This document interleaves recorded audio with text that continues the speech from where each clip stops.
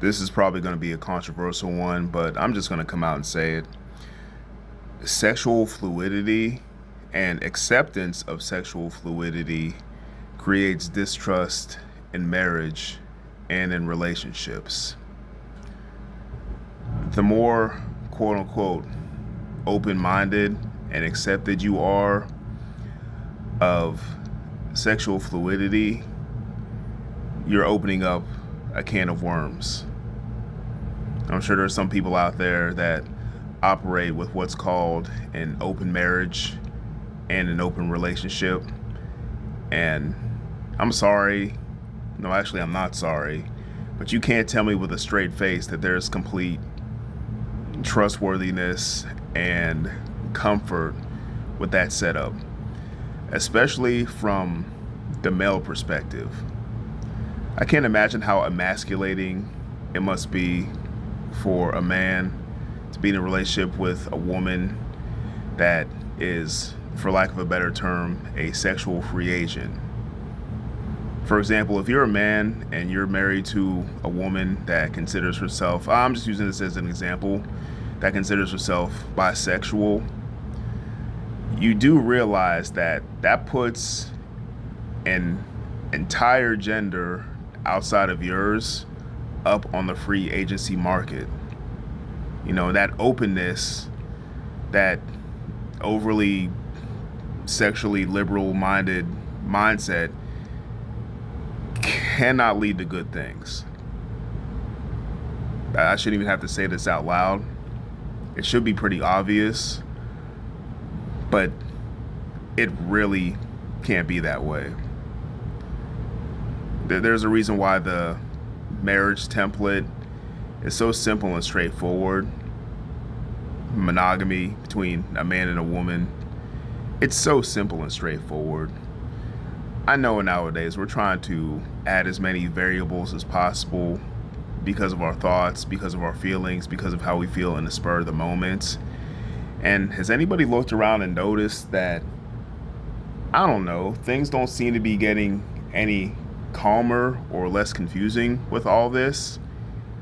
I mean, we keep adding letters and colors and distinctions, and we keep trying to make as many possibilities as we can so nobody gets left out. We want everyone to feel included, right? And you notice people feel more isolated than ever. It's really not coincidence. We keep trying to right some imaginary wrong, and all we're doing is creating more wrongs and more dissension. But without going off on too much of a tangent here, creating all this fluidity, how does it relate to your personal relationship, your personal marriage? It just means that you have to be more cautious, because the more deviation that you create, the more possibilities and windows that you open up, you're basically getting rid of the intimacy and the exclusivity in your marriage. I'll use myself for an example. I'm married to my wife. She is the only woman for me. I'm the only man for her. Period and point blank. No confusion. No dissension. No deviation. No open marriage. No fluidity. No having to worry and look over my shoulder because I'm in some kind of inclusive situation. It's just hilarious when you think about it. Everyone is trying to make things less confusing, and it's going in the opposite direction when the template was already there. And why do we do all this? I honestly have no idea, because no, I seriously don't. Seriously. So people like you more on the internet. So people that you have a fleeting acquaintance with at your workplace or in your neighborhood, you get along with them better, I guess. I don't know.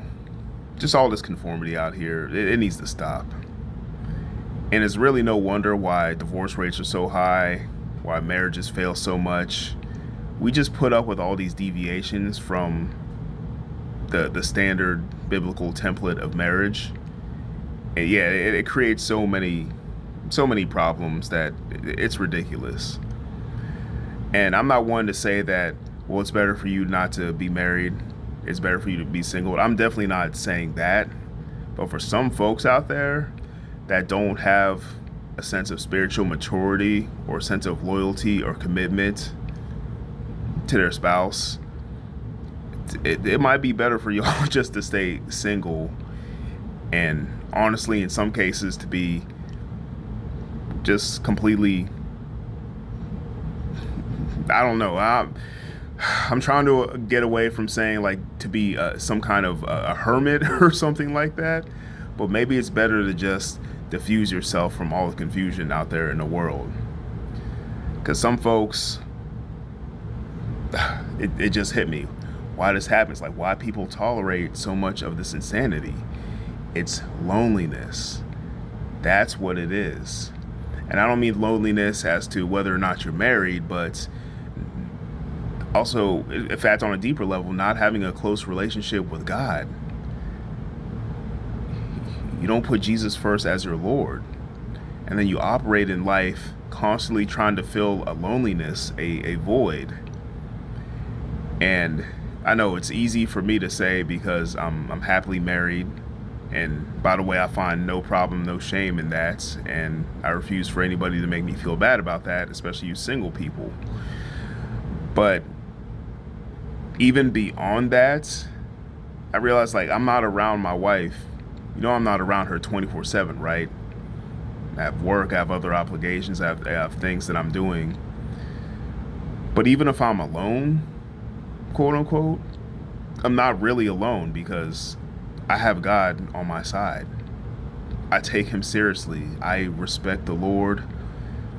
I respect Jesus Christ, not just as my Savior, but as my Lord. In other words, he's not just somebody that I check in with on Sundays for an hour, hour and a half, and then I leave him out of the rest of my life. He is Lord. He is the template, the dictation of how I function and how I generally operate. So I always have somebody with me at all times, even if the culture around me or the physical world around me, it might not seem like that. I'm good.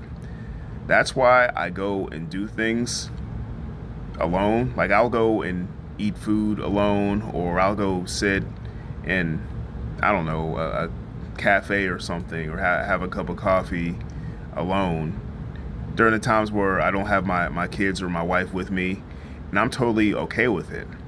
I'm not thinking to myself, oh, I'm gonna hide here and be embarrassed because I feel so lonely. I don't worry about that kind of stuff. And if you have a relationship with Jesus Christ, neither should you.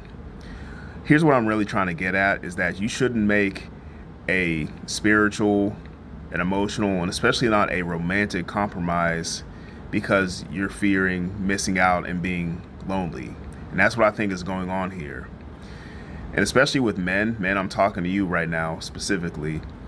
When you get in a situation where you let your wife, you let your girlfriend be open-minded and fluid and into all this, inclusivity, this DEI type stuff, she gets a little open-minded, and then you start to drop your guard, so to speak, when she starts hanging out with,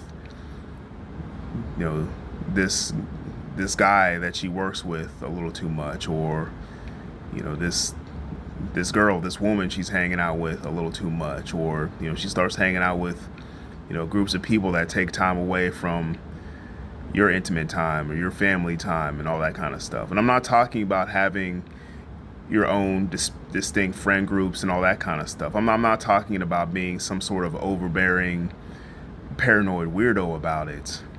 But if you're just going to be so fluid with sex and sexuality and on a deeper level, emotionality, and really having no moral template or standard, don't be surprised if things ultimately don't work out.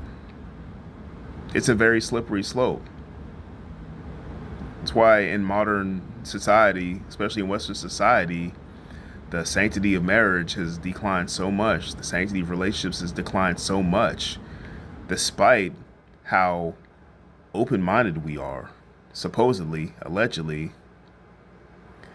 But I mean, is it really open-minded, or people just aren't as willing to stand up for themselves or be able to take getting a hard time from somebody? Because that's what it seems like to me. But anyway, the more fluid you are, in other words, the less of a moral base, the less of a foundation that you have, the more distrust it creates. I'd rather somebody just be dead set in their ways and have a template or a guideline, and maybe I don't like them. Maybe they don't like me, maybe they hate me. But at the very least, I can respect that they have some conviction. The problem nowadays is that a lot of people just don't even have a baseline modicum of conviction, and they can be pulled every which way. And the Bible speaks about that. Somebody who's double-minded, somebody who just goes along with the swaying of the wind. They can be pulled in any direction, no matter what. It's just whatever's popular at the time, whatever makes the most money, whatever gets them the most friends, which aren't even real friends. They just go with it. And unfortunately, people do that within their marriage. They do whatever just to satisfy and please and,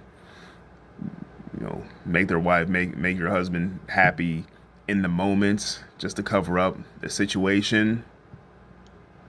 And people end up changing themselves, even though they really don't want to, and not really talking about their main issues. And it just leads to resentment and distrust. Shouldn't even be dealing with it. And again, I really think this whole cultural push of pushing sexual fluidity, promiscuity, and just overall sexual immorality in general, how we're trying to normalize it, especially the younger and younger populations, which is just gross in itself. We're trying to normalize everything to the point where everything is okay. Y'all think I'm crazy, but the backlash is already showing itself. No matter how much we try to make everything inclusive, the backlash is showing itself, and it's really going to hit a headwind. Give it, I'd say probably in about 15 or 20 years. There's going to be some people that have made some very regretful decisions with their lives, their sexual intimacy, their interactions, their family dealings.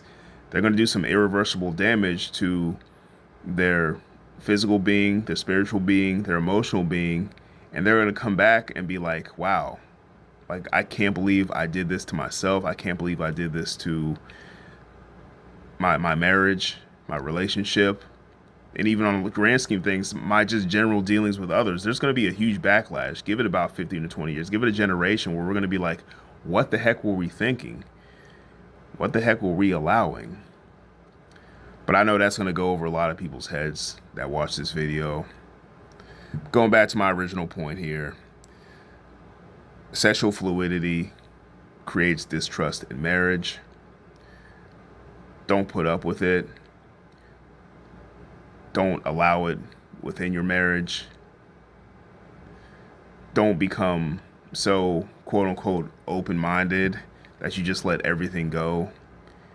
Because next thing you know, you come home and your wife is fornicating with a coworker or something like that.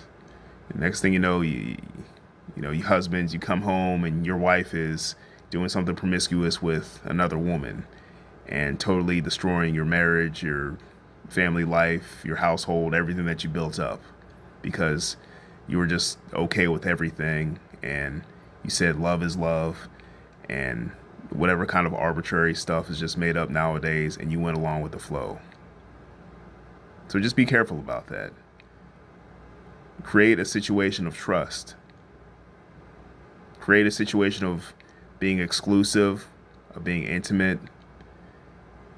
keeping your household life within your house and not sharing it with a bunch of solicitors. Keep these things in mind. And above all, keep that relationship with Jesus Christ, and you'll never truly be alone. That's all I got for you guys today. Peace.